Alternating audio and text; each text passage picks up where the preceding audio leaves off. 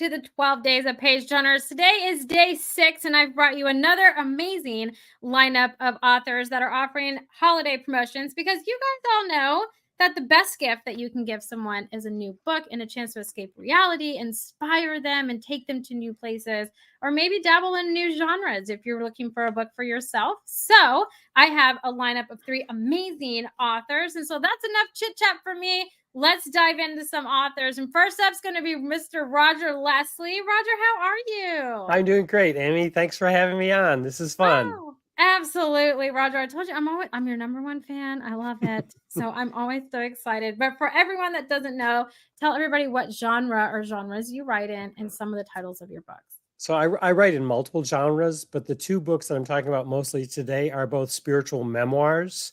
One is called Light Come Out of the Closet, and it was a book that was released last June and is already doing great. Has won awards and getting wonderful reviews. And that is a spiritual journey that I took back in my preteens and teens when I came to terms with who I was as a spiritual person. Another book that I'll be talking about is My First Last Year, which is a spiritual journey that I took over a year period of time. I love it. My First Last Year is the book, and Roger, I've told you this several times. I read it at the beginning of every year. It really sets the tone for me for the year and kind of mentally and my mindset and stuff going into it. So I love it. It's on my yearly read list. Light Come Out of the Closet to me was an amazing book, and just all kind of encompassment and can help multiple people, that kind of struggle with those aspects. So I find it to be quite amazing. But I know them because I am like your number 1 fan. I'm your biggest groupie. I'm not going to stalk you, but I've tempted sometimes. I've tempted it sometimes, Roger, for sure. But for those of them that don't know, kind of dive into let's start with where your passion for writing really came about and how you decided to take that leap into publishing one of your first books. I knew I wanted to be a writer since I was 13 years old. What I have found, and I share with many people throughout their journeys, is that your passion finds you as much as you find it. I teach classes related to My First Last Year, and I've had students who've come to me and say, I don't know what my passion is. I've never known. And these people might be in their 60s, 70s already, and they're saying, I don't know what my passion is. And my feeling is we all know deep down what our passion is. Whatever we love, whatever inspires us to get up in the morning and want to make a difference in this world is the source of our passion. And it leads to whatever the journey is that's going to take you where you are to be, so that you can create a life for yourself where you get to do what you love to do, you impact the people you care most about, and you leave a legacy in this world. That's the journey, that's the passion, and that's what I hope to instill in everybody who listens today and who reads my books. See, Roger, I love that because every single one of your books that I've read, and I've read one that you have that's inspiration of publication, and I am not a writer. And I know all of you guys on here know that because you've read my emails and my punctuation and my grammar and my commas, which commas are going to be the death of me. But I read that book, and it was very inspiring for me, where I almost thought about writing a book. Now I'm not going to do that because I know like the blood, sweat, and tears that go into it, and grammar wise I'm not great. Grammarly is my best friend, but I feel like the common thread with all of your books is inspiring people to be the best versions of themselves that they can be, or to kind of just set an inspiration tone in whatever their journey is in life that they're going down.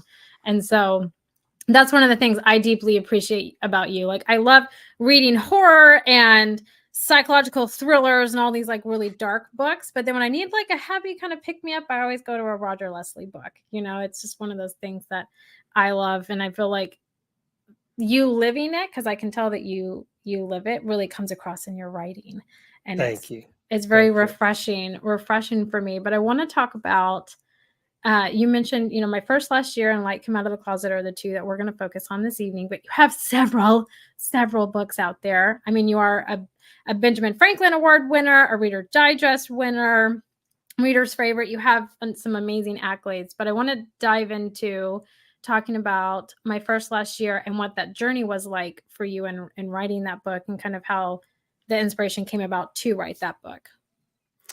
So one night I had a dream, where I was told to live the next 365 days as if I would never experience those calendar dates again. Now, that was a little bit disquieting because I wasn't sure as I was having this dream, was I being told that I'm going to die? I didn't know. But then as the dream continued, I was also told to write about my experience as I lived it, and then afterwards to teach others how to do the same. So one of the tenets that I live by is take inspiration to action. As soon as I woke up from that dream, I jumped to my computer and I wrote down everything as explicitly as I could remember from what I was told to do in the dream. And then the key is begin it now. I had this dream. It was on a November night, and the retired librarian side of my mind was just like, well, I should just start this January 1st. That would be really nice and neat and organized if I started my first last year on January 1st and just see how it went. But I knew better from that point in my life. And I know, no, it must start now. I was given the dream now for a reason. There's something I will learn. There is some gift in this for me if I start the journey now. And I started it that very day. And lo and behold, everything changed in my life. People ask me, what did I get mostly out of this experience? Two things primarily. One, I learned that life happens in the moment. We must stay present. And living my first last year helped me focus on how do we stay present? How do we experience each moment with the mindset, what if this is the last time I ever experience? What happens, for example, if this is the last interview I ever do? What do I want people to hear? What do I want to share with people so they know? And thinking this may be the last one helps spike the tension for me and helps me realize whatever I have to say, whatever I have to do must be done now. And the second lesson I learned is don't put off till tomorrow what must be done today. Go for it now. Whatever it is that you're dreaming, whatever it is that you want, begin it now. There's a reason why you've thought it. There's a reason why you've been inspired to do it. There's a legacy that you are fulfilling. And the sooner you start it, the more that journey will unravel and give you a life greater than you could ever imagine. See, that was my takeaway from my first last year when I read it, because that's why I read it at the beginning of the year, which is ironic how you're just like, I should start at the beginning of the year. And it's like, no, I read it because it sets kind of like, I'm a firm believer in mindset and shifting your mindset and all those things, right? And so I always read it in January 1st or 2nd to set my tone for the year, but it also helps me kind of set my goals and being intentional with them for the year through, reading your book. And I have all of your books, and I have some, like my first last year is my favorite, Divine Destiny, and then like Come Out of the Closet. Those are my top 3 of your books that I read. I read them almost religiously. Divine Destiny for sure. I loved the dialogue and everything that was in that. But I think, my first last year helps me set those intentions and stuff and keep it. To me, it keeps me like humbled, where I'm just like, I'm not promised tomorrow or anything like that. So I should make the most of it and, try not to yell at my kids. It's not as successful with not yelling at my kids. Yeah, that's on my goal. But it is definitely one of those things where it's, it kind of helps to set it. And so I do highly recommend that one. And I want to kind of jump into like Come Out of the Closet, because it is the one, it did come out in June. But I want to kind of get you to kind of summarize what like Come Out of the Closet is and what that journey was like for you to publish this memoir. So I've been tossing around the idea of writing this book for many years because it takes place from the ages of about 11 to 17. And I often didn't think about that period in my life because it was so heavy and so difficult for me, because I was struggling with the fact that I knew I was a spiritual person. I knew I loved my family, and I knew that I'm gay. But those first 2 seemed to be negated by the fact that who I was and how I started this life could undermine everything that I tried to be and the kind of character I had as a young man. So I didn't really think about that stage of my life too much because it was painful. And then a few years ago, it occurred to me, what happens if there were special blessings in that stage of my life? What happens if the struggle gave me some gifts? that I would not have today to become the person I am had I not gone through that. And so Light Come Out of the Closet is a retracing of that spiritual journey from the point where I was convinced that I was going to hell because of what my religion, my family, and my society was saying, and what I knew deep inside of who I was as a person. So it was the struggle to come to terms with that I explore in that book. And it is a story, I hope that it's a story of hope and enlightenment for anybody who's struggling with anything that seems to go against the grain of what seems to be popular opinion at this time. So I commend you on writing a book that I know was very difficult for you, and that you'd kind of, blocked out and put off writing, because I feel like that's incredibly difficult to do, to kind of face that part and season of your life, to write it, and then let alone to publish it and let other people read it and inspire other people that are struggling with any kind of aspect in that. And so kudos to you, Roger. I could not do that. I couldn't. I could not do that. I would be so afraid to be like, I'm just puppies and rainbows over here, right? Because that's my thing for sure. But I do know that you have some amazing things kind of coming up. So what is in the works for you? What's in the pipeline? What's next for Roger Leslie? I do have a series of books called Books of Days that are coming out very shortly, and each has a different theme. One is motivation, one is love, the other is faith, and they're calendar books that people can fill in. They're interactive books where people can record moments in their life that they want to remember forever, but instead of journaling about them, you put them succinctly into a calendar. And those were inspired by some of the classes I give for my first last year, because people are making life-changing decisions and doing tremendous things in those classes. So those will be coming up. And appropriately enough for this season, I've also been writing a Christmas novel for the last few years, and that one will be coming out next year. So that's coming down the pike very shortly. Wow, all exciting. Always writing, Roger. It's my favorite. My favorite. Oh, I love it. You're the only person I know that can write multiple books at one time. Like, that would stress me out galore, but you do it, and you do it so beautifully. So I'm very honored to get to know you. But it is the 12 Days of Page Turners, and we do holiday specials. So what is your holiday special this holiday season?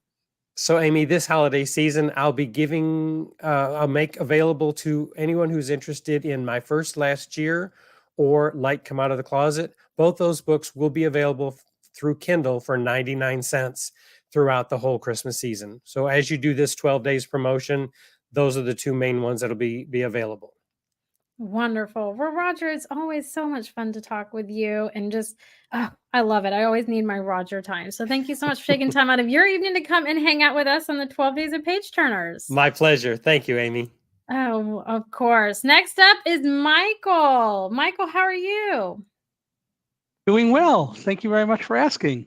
Oh, good. Well, Michael, tell everybody what genre you write in and the title of your book. I write what I guess would be generally classed as memoirs. The first book I wrote was called Thunderdog, the story of a blind man, his guide dog, and the triumph of trust at Ground Zero. And then later I wrote another book entitled Running with Roselle, which was the story of a blind boy, a guide dog, who both grew up and became friends. And both of those really revolve around my life. Running with Roselle was intended more for children, but more adults buy it than kids, so I can't complain about that. But both of them really discuss my life, and specifically Thunderdog is really a book about me escaping from the World Trade Center on September 11th, 2001, where I was working on the 78th floor of Tower 1. I know that is like a very powerful story. And so was that, I mean, I would assume that was easy to write because you lived it, but was it more difficult to kind of relive that at a later date when you wrote your book? Well, what happened to me after September 11th, the next day, my wife Karen suggested that I ought to call Guide Dogs for the Blind, which is where I've gotten all of my guide dogs. Roselle at that time was number 5. We decided to call because several of the people from Guide Dogs for the Blind had visited me in the World Trade Center. So we knew eventually they would remember that. So I called and, among other people, spoke with the guide dog's public information officer, Joanne Ritter, who said, "Gee, do you mind if I write a small story about your experience?" And I wasn't really thinking a lot. I just said, "Sure." And then she said, "I'll bet it'll be on TV. What show do you want to be on first?" And I wasn't really thinking, so I just flippantly said, "Oh, Larry King Live." So this was on September 12th. And on September 14th, we had the first of 5 interviews on Larry King Live. Wow. And the last one actually was on the 5th anniversary of the World Trade Center attacks on September 11th, 2006. And at that time, I had started thinking about writing a book. It was suggested that I write one by George Berger, who was at that in 2002. I met George at the American Kennel Club Canine Eukanuba Dog Championship, where Roselle was presented an award. George was the publisher of the American Kennel Club, or AKC Gazette, and he said, "You ought to write a book." So I started working on it by writing notes and putting down my thoughts, but also going back to having been on Larry King Live, people started calling and saying, "Gee, we would like to hire you just to come and talk to us about the lessons we should learn from September 11th, and we'd like to hear your story." So I ended up really changing careers in a sense. Growing up, I always wanted to be a teacher. And I believe that I've always been a teacher in one way or another. Um, as I went through different jobs, mostly in the world of sales, what I realized is that the best salespeople are really teachers, teaching about their products and also recognizing what works and what doesn't work, and when their products might work and when they might not work. But now I was being given an opportunity to change from selling computer hardware to selling life and selling philosophy, which is what I chose to do. So soon after September 11th, I started going to some places where people said, "We'll hire you and we'd like you to come." And I just essentially, after my wife and I discussed it and prayed a lot about it, decided that that's what I would do for a living. And I also worked as the National Public Affairs Director at Guide Dogs for the Blind for a few years. So it also gave us an excuse to move back to California. But ultimately, the bottom line is that I decided to start selling philosophy and life. And when George suggested you ought to really write a book about it, I started to really work on that. It had starts and stops, and it took a number of years, but finally in 2010, I was contacted by a woman named Susie Flory, and Susie was writing her own book called Dog Tales, which was 17 stories about different dogs and things they had done, and she wanted to include Roselle. But after telling my story, she said, "You really ought to write this in a book, and I'd like to help because I'm a professional writer and I have an agent who would be interested in the story." Um, so she did, by the way, publish Roselle's story as part of Dog Tales, but we did begin to work on a book, and her agent became my agent, Chip McGregor, and Chip said only that he didn't want another 9/11 book because there are too many of those. This was now 2010. And so we started looking at it, and Susie and I wrote a proposal. And the intent, based on what I had been writing all along, was yes, September 11th is a part of my life, but what is a more important part of my life is really discussing my growing up as a person who has been blind his entire life, talking about the fact that blindness isn't the problem. People's perceptions about blindness tend to be the real problems that we face. And that in reality, if blind people are given the opportunity and truly people begin to think about inclusiveness and involving people who happen to be blind and other persons with disabilities in the world, and recognizing that that's an important and appropriate thing to do, then we would all be better off for it. And by the way, my wife, Karen, has been in a wheelchair her entire life. So we worked out really well together. She read, I pushed, worked out well. And so um, Chip, when we said, when he said, "I don't want a 9/11 book," we both, Susie and I, said, "Good, we don't want to write a 9/11 book. We want to write a story," which we did, which was about me. Every chapter begins with one of the events of September 11th as I experienced it. Then we transition back to stories in my life that taught me things that are relevant to what we started the chapter with. And then at the end, we go back to September 11th to finish the chapter, and then we go to the next chapter. So we wrote the book. It came out on August 2nd, 2011. And in its first week, it was on the New York Times bestseller list, and it was there for 13 weeks. And 1 week it was number 1 on the bestseller list. So it has done really well. We're very pleased with it. It continues to sell. But 2 years later, we decided to write something for children, to start to teach children that blind people are as normal as sighted kids. And the fact is that eyesight in of itself is a disability, although we didn't discuss that a lot in the book Running with Roselle, but we self-published Running with Roselle. Thunderdog was published by Thomas Nelson Publishing, which is now part of HarperCollins. So we self-published Running with Roselle, and it's out there on Amazon for anyone who wishes it. Thunderdog is available everywhere. And then if we jump forward to the pandemic, the issue for me was that traveling and speaking had started to slow down. And so the result was that I decided we needed to look at something else to do. And I began exploring some options. And to keep it short, 2 things occurred. 1, I began learning about creating a podcast. And 2, I joined a company called Accessibe, Accessibe in Israel. Israel's company Accessibe is a company that makes products that help make internet websites more inclusive for a lot of people with disabilities, not all disabilities yet, but it's working on it. But anyway, Accessibe actually asked me to combine the two. And so we, in August of 2021, started a podcast called Unstoppable Mindset, where inclusion, diversity, and the unexpected meet. But I also realized I talked for 20 years about what happened to me on September 11th and why I wasn't afraid, and exhibited no fear that day, but really never talked to anyone about how they could learn to control their own fear. So I began writing a third book, and I'm working with another author, Carrie Wyatt Kent, who brings some perspective to it. And so our new book, Live Like a Guide Dog, will be coming out next July, and that's 2024. Tyndale Publishing is publishing it.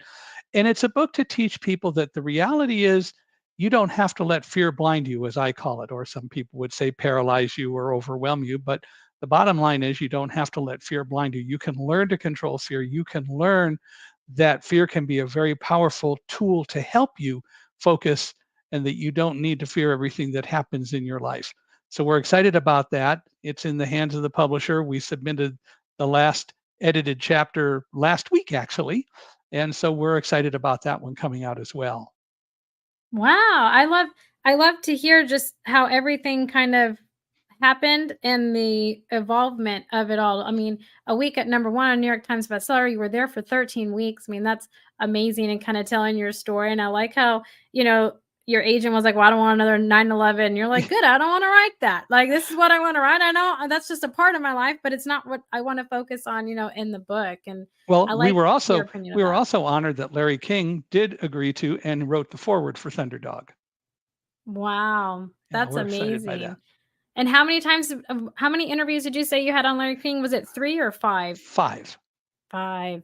That's amazing. So, I love how all this just kinda happened. It all just kind of evolved. It wasn't on your radar, and you're like, "Well, sure, why not? I'll write a book," and it's turned into what it is, and you have another one coming out here in July. So that's just amazing to kind of see all of Well, this evolve and happen to you. I believe that doors open and we can choose to go through them or not. And if we don't, we're probably missing out something. So the bottom line for me is I made choices, and life is really all about choices, right?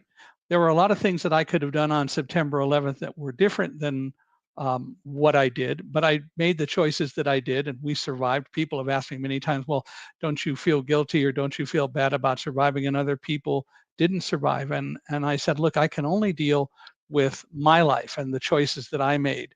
And for me, ultimately, the bottom line choice is that I choose to try to help people move forward after September 11th and other emergencies and unexpected things that happen in their lives. And that the reality is we all can do better than we think we can. And if there's one lesson to take away from September 11th is don't worry about the things that you can't control. Focus on the things you can, and the rest will deal with themselves.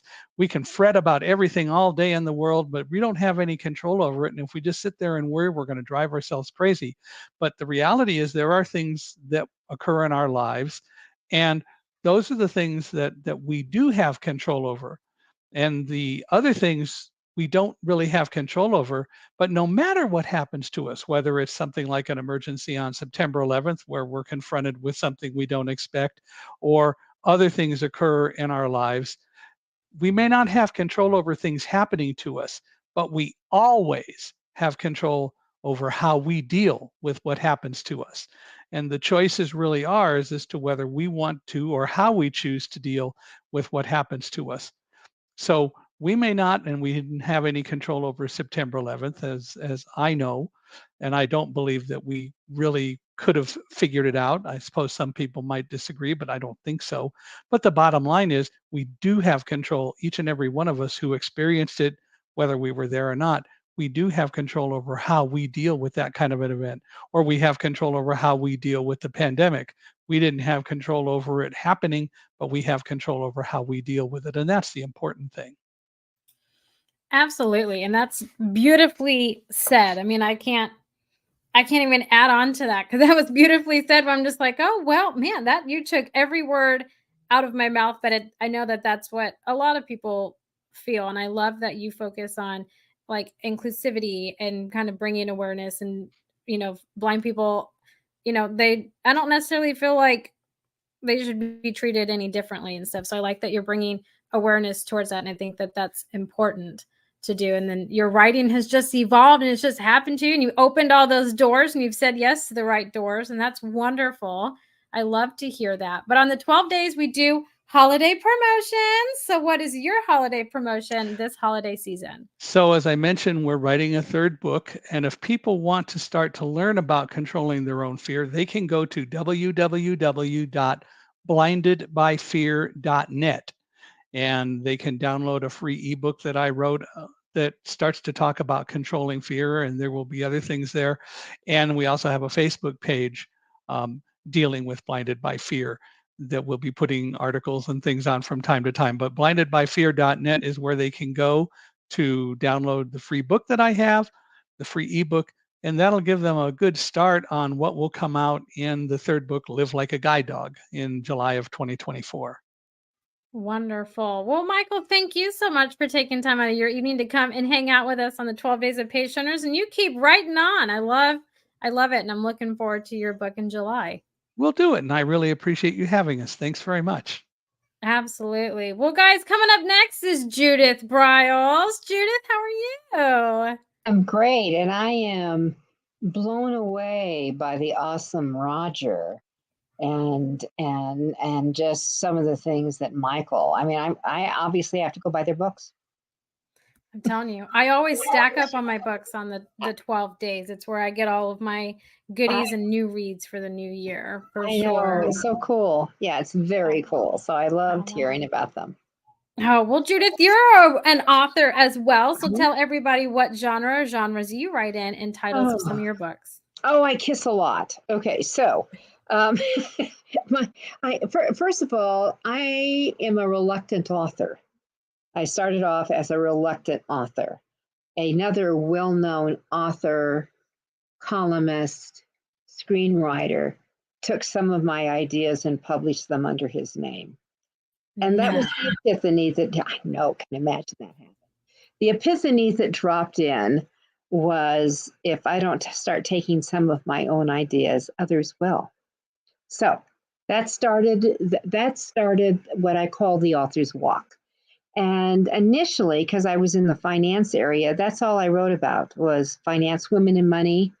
I had a book called The Dollars and Cents of Divorce that judges were recommending to people going through divorce. Phil Donahue held it up and said, listen, ladies, if you're getting married, you better read this book first. So that was kind of an interesting thing. Eventually, I evolved out of finance because of a financial deal, and a partner had embezzled $1 million from me and left me broke and homeless. And out of that, I went back to school because I was trying to save this project that she started siphoning money from. And all of a sudden, I am running a small hotel, bringing it back to life, saving it, eventually putting it into bankruptcy, turning it around, paying all the creditors 100 cents on the dollar, and selling the bloody thing. but God did not put me on the earth to be a hotel operator. From that and my schoolwork, I now have a doctorate, and my doctorate was on ethics. Do women undermine other women? From that, I became an expert in the toxicity of female-dominated workplaces. And that turned into literally a 30-year career, where I created 5 more books. I've published, as of today, 43 books, where I created a series of books for the healthcare industry. And I was the go-to person. And from that, I sold over 1 million copies of my books. From that, I kissed away William Morris, my agent, and started my own publishing company. And have never looked back. I have the John Grisham approach. If they offered me so much money that I wouldn't care what they would do with my books, I would sign a deal with New York, but now I wouldn't even bother because of the components that are important for me for publishing and the input I feel the author should always have on their books. But then I evolved so I went from finance to conflict resolution and toxicity. And then I evolved to publishing and writing. And at a speaking gig in Vancouver with 5,000 people, I was walking along in a lovely hotel and stepped on a gob of ice cream or vanilla yogurt and ended up on my butt with a brain injury. And that dramatically altered what I was doing, because I was speaking in 12 states a month, multiple countries. I could not do that anymore. And how am I going to support my family? How am I going to make a living? And I lost some of the things that I used to do really well when I fell. And from that, I had always helped authors with their writing and publishing. I was a huge advocate for anyone said, I want to write a book, let me introduce you to my people. Let me introduce you to my agent. Let me make you a contact with one of the editors I had. And from that, I realized I was an author's advocate, and I really did a lot of coaching. I just didn't call it coaching. And now, and since 2004, that's all I've done, is showing authors how to create books. And from that, I've written a series of books on publishing and book marketing and how to create $1 million speech with your book, from that. And then just recently, Amy, I have now crossed the bridge again, that I wrote my memoir. I finally wrote my memoir, and called When God Says No. And right after it, earlier this year, I published The Author's Walk, which is my last book for authors and writers. And because I was now crossing another bridge, and now I'm writing historical fiction. I've gone into fiction, which I never thought I would have done, because I think people who have that fiction gift, there's just odd things they think of that I'm always in awe at the seeding and the genesis of stuff. And then I have a new series starting for women that'll have humor. So that's kind of my journey of what I've been doing, and having a great time. I love what I do. I love it. I mean, that's where the book shepherd comes, is you're coaching and helping publish and guiding people in the directions. And I've had the privilege of watching you kind of help guide people in book covers and be honest with people, which I think authors really need, right? 43 books later, and yet you're still crossing over, and now you're venturing into fiction, which I love to hear. That's so exciting. You've accomplished so much, and you help so many authors, which I find to just be amazing. And the best thousands of them. Yeah, it's fun. Yeah, which is amazing. So talk to us about your dabble into fiction, historical fiction at that. Tell us about your book. Well, it happened when I was working with a client of mine, and his co-writer kind of ghosted him.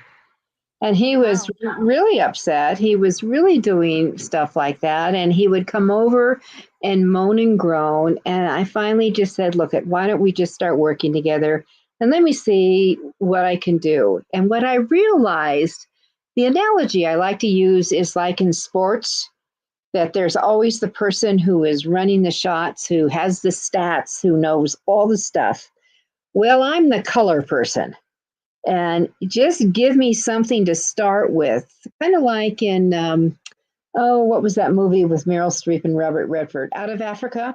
It's kind of like when he would say, tell me a story, and she would say back, well, give me a line to start with, right? That's all I needed was the line. And with Brian, who is now my writing partner, we're in a 4-part series in historical fiction, the year's 1000. We have an amazing female protagonist who can take down 5 men with a bow and arrow in 1 minute to defend herself if she has to. I like it. And she, his characters started taking me over. They would wake me up and they started talking to me and they would do stuff. And then I'm working with Brian and I would say, Alexander would not say it this way. This is how he talks. This is what.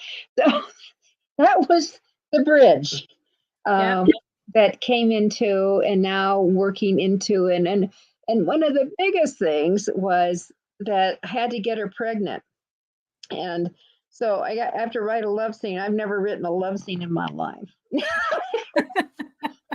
Well, when you cross the bridge, you really crossed the bridge. You're going into steamy romance and historical fiction and just all in one. Okay, well, I like it. Not too steamy. We would have if you knew about romance, then I think which you do, and the covers, ours would have yellow on it. It would be safe. No one would be, oh my God, what's happening? So.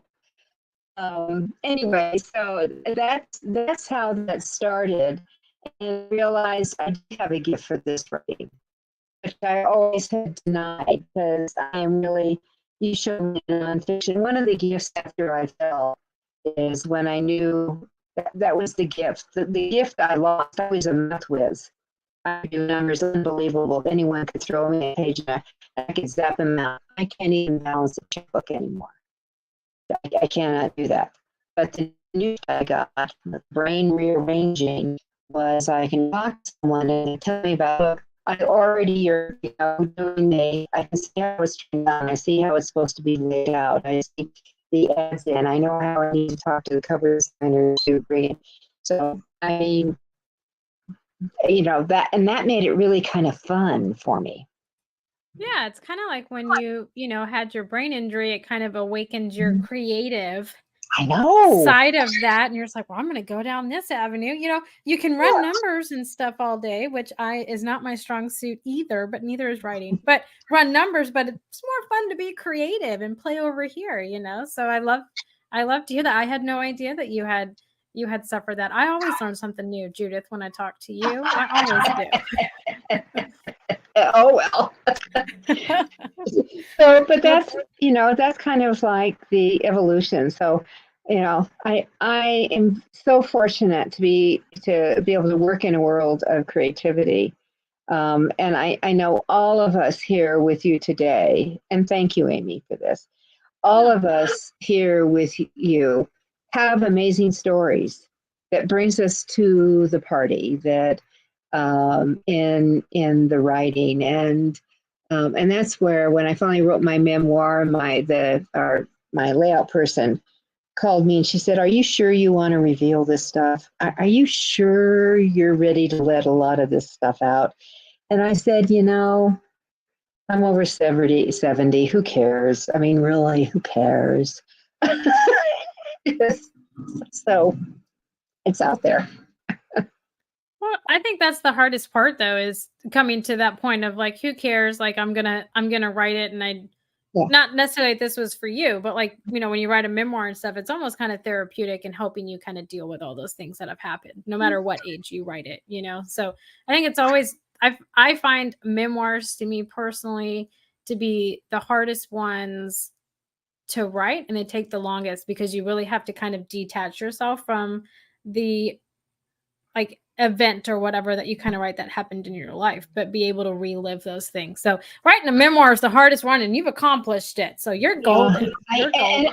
And I don't see myself going back and doing, I mean, some of these people do like 3 and 4 editions. I went, no, I'm done. Like, Yeah. it's check off the list.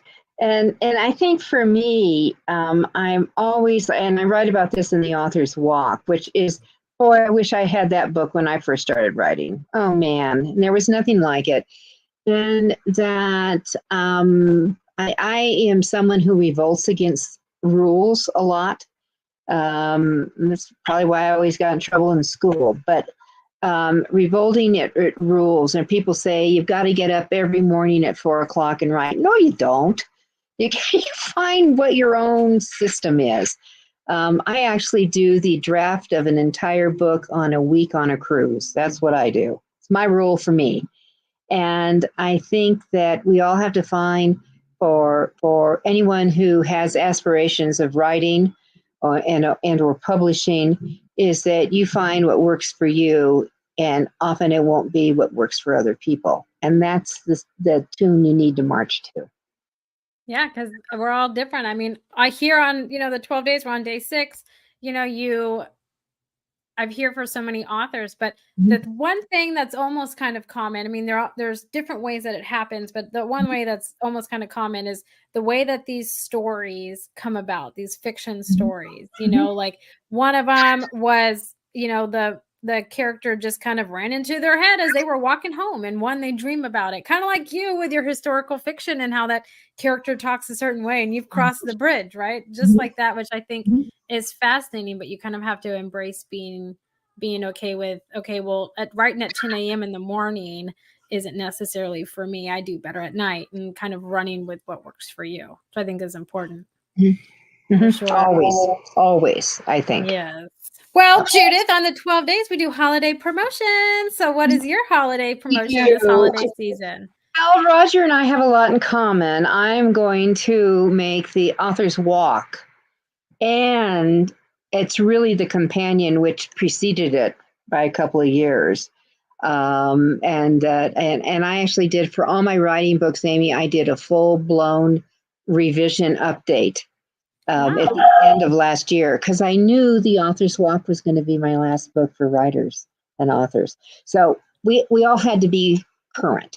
But I'm going to do what Roger did, part of it. I have a 2-parter. One is I'm going to make how to avoid book publishing blunders, which is essential. If you want to save thousands of dollars, this is your book. And the author's walk, that is not a step-by-step about how you write. It's about inspiration. Or if you've lost your mojo, I'm going to help get it back for you. That's what that book is about. The other thing I'm going to add to, and everyone now, you'll go to your Magic Online Amazon store. Okay, for those. The other one I will add is I'm going to throw you to my website, which is thebookshepherd.com. And I am going to give you you'll find it like on the right side of the homepage. I'm going to give you my ultimate book marketing game plan, which is, I know people just want to write, but y'all have to get over the CWO, the Chief Writing Officer, and you need to become the CMO, the Chief Marketing Officer, if you want success. Absolutely. I love those. Well, Judith, thanks for hanging out with us tonight and spending time with us days. Yeah, I've loved it. So it's been so much fun. Well, coming up is Colin Leonard. Hey, how are you? Hi, Amy. How are you? Thanks a million for having me on. Oh, of course. I am doing good. So, Colin, tell everybody what genre you write in and the title of your books. So I am a horror writer, and I have a lot of stories in anthologies over the years and everything else. But this year a dream came true where my debut novel was released by Bridget's Gate Press. That's the cover of it there. It's called Country Roads. And as you can probably hear from my accent, I'm from Ireland, and the novel is particularly influenced by Irish folklore, set in a contemporary Irish setting. I love it. So for those of us or those that are watching that aren't familiar with Irish folklore, can you give us an example or like a summary that encompasses kind of country road? Sure. So the main creatures that are killing people and pulling people apart in country roads are they're like the evil cousin of the leprechaun, which I'm sure you're familiar with. But these are kind of based on guys called the Cluracan and on Far Darrig, the Red Man, which isn't the devil, but rather kind of an evil trickster. So these guys are kind of slouching, leering, horrible, drunk fairies, as it were, and they're hiding out in the ditches along the country roads. They are coming through into our world via a portal which is kind of located near or localized around a tree called the twisted tree, which is it's I don't know if you've heard of rag trees. You have a lot of them out in Ireland around where I am, and they would have been um, Catholics would have gone there. They'd leave offerings on them. They'd hang, let's say, if you had a problem with your limbs, they'd hang uh, little sleeves or socks or whatever, little offerings to heal the crippled or stuff like that. But because these are magical areas and magical kind of portals, they, in my world, they can be open to evil things coming through them as well. Okay. Okay, I like it. I like it. See, I was asking for myself because I'm not as familiar with Irish folklore. So I encompassed everybody in that with me, but I really was curious and wanted to know. So, what was the pivotal moment for you where you decided that you were going to start writing and you were going to publish it? What kind Um, of was going on? so I guess like I've always wanted to write a novel and have a novel published, but I suppose the pivotal moment came when I realized that I have to actually write the novel and send it to people, or it's not going to get published.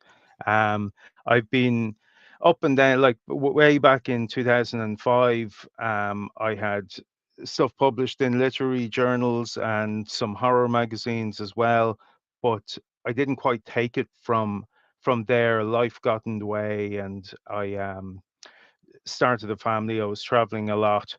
But as I grew a little older, I really kind of nailed things down. I said, right, I'm going to devote proper time to this and learn about the industry as much as the craft. And as I say, with the advent of information over the net as well, it's so much easier to find out about markets, and that's how I found out about Bridget's Gate.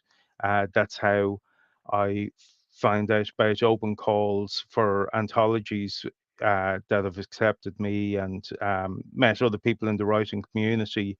Um, so all the information is out there. I just needed to, at that stage, grab hold of it and really devote time to writing, and horror being my total love, I put all my energy into that genre.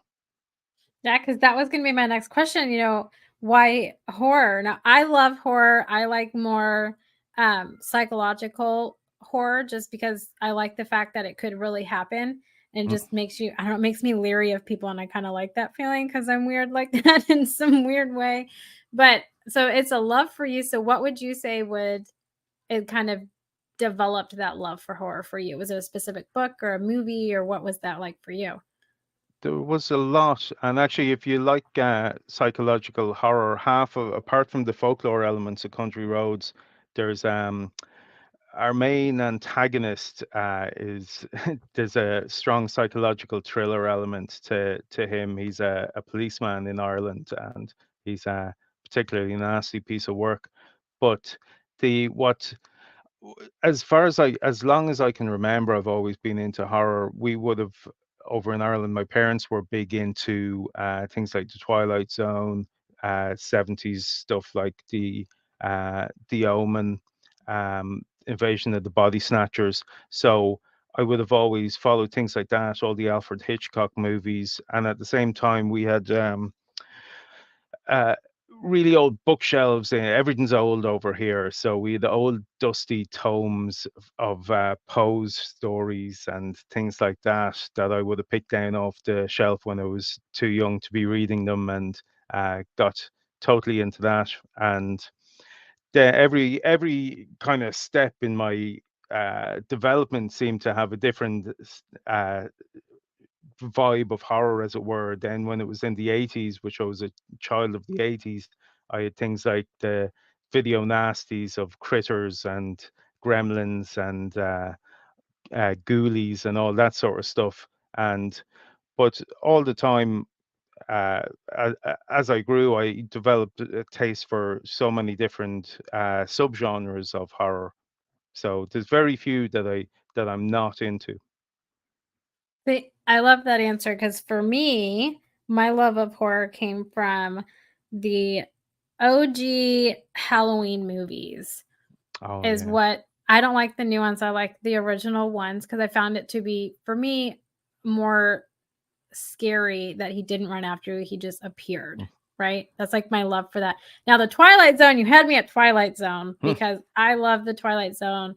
My husband's the one that made me start watching it, but it was all of these things of, those things that could happen. So we have a running joke in my household that, like, if something happens and they're like, well, have we entered the Twilight Zone? And we're like, well, maybe. I don't know at this point. So I find those things to be quite fascinating.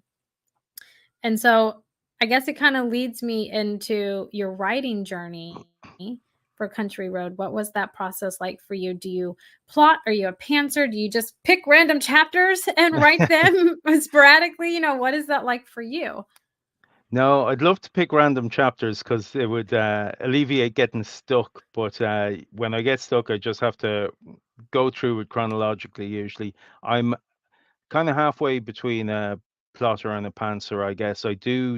Um, I do notes and I do plot out where it's going to go. But particularly in a novel, I like to leave enough space that once I'm in the weeds and writing it, I can allow diversions into various areas. And of course, in the editing process, things will change as well. So I don't strictly plot, but I wouldn't be able to just sit down and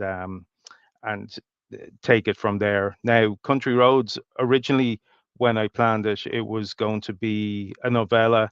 I had kind of thought of 9 different set pieces, 9 chapters that were going to be uh, deaths, as it were, or supernatural murders on the country roads. But as the characters developed, they brought out their own storylines and their own domestic and social issues that I wanted to write about as well. So from there, it kind of blossomed without losing all the gruesomeness. Yeah, isn't that funny how it happens? You're like, no, I have a set plan and this is all it's going to be. And then you start writing and you're like, well, crap, I've just evolved and now it's a full blown novel. I've passed 9 chapters, we're just going to Yeah. extend it and here's what it's going to be, which I love. So, what is next for you? Are you dabbling? Are you going to stay in horror and like folklore? Or are you going to dabble outside of horror? What are your next moves? I'm quite happy in horror at the moment, as I said. I try and there's a little literary bent to some of my work, I suppose. And I like to read a lot of literary fiction and as well. But uh, actually, at the moment, I also have out. I'm in an anthology called December Tales, which suits the season, and my story in that is written from the point of view of a priest who travels to the worst town in Ireland and comes across a haunted abattoir, and it's haunted by the ghosts of the Black and Tans. I don't know if you heard them. They were horrible English mercenaries who came to put down our War of Independence. So I like to, as I say, put a little bit of history sometimes in. Uh, Always try and tie my work together with an Irish flavor.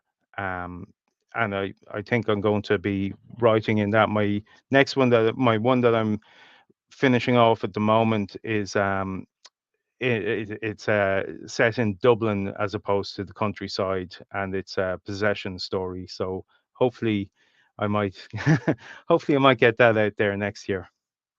I love that because you definitely are my genre, and I had the pleasure of getting Country Roads when we did your book launch, and it is it's an incredible book. That there are certain times where I'm like, okay, I got to read something happy, okay, and I go to Roger Leslie's book, and I'm like, I need something happy. I'm going to Roger's book, something like that. But I love it, and I really enjoy your writing style. It very much is. For me as a reader, I thoroughly enjoy it. And so I'm excited to hear what holiday specials you have for the 12 Days of Page Turners. Okay, so for 12 Days of Page Turners, Country Roads, which I've been talking about, is going to be 99¢ as a Kindle on Amazon and Draft Digital, and it's also going to be discounted on Amazon in paperback. So if you're into some ghostly, spooky, creepy stuff around Christmas time, you should go out and pick up Country Roads. No, I love it. Well, Colin, thank you so much for coming and joining us on the 12 Days of Page Turners this evening. It's always such a delight to talk with you. Thanks so much, Amy, and thanks to the rest of you there as well. Absolutely. Well, you guys, oh my gosh, the 12 Days of Page Turners so far has been amazing. So many amazing holiday specials and so many amazing authors and different genres galore. But tonight, make sure that you take advantage of these lovely authors and their promotions that are in the copy above and in the comment section. So make sure that you take advantage. But don't worry, because tomorrow we have 4 new authors, new genres, and new holiday promotions. So until now, or until tomorrow,